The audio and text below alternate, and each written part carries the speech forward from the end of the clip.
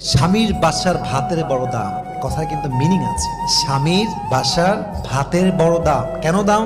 স্বামীর বাড়ির ভাত খেতে হলে স্বামীর খোঁটা সহ্য করতে হয়, স্বামীর মায়ের খোঁটা সহ্য করতে হয়, স্বামীর বাবার ডিসরেসপেক্ট সহ্য করতে হয়, স্বামীর বোনের খোঁটা খেতে হয়, অনেক অসম্মান হজম করতে হয়, স্বামীর গালি হজম করতে হয়। তাই মেয়েরা বলে স্বামীর বাড়ির ভাতের বড় দাম। আমি কথা বলবো, কথা সত্য, তবে একটা কথা অ্যাড করতে হবে। যদি আপনার স্বামীর বাড়ির ভাতের দাম এত বেশি মনে হয়, তবে মাথায় রাখবেন বিয়ের পরে স্বামীর বাড়ির ভাতের দাম যে পরিমাণ বেশি, আপনার নিজের বাপের ঘরের ভাতের দাম তার চেয়ে বেশি।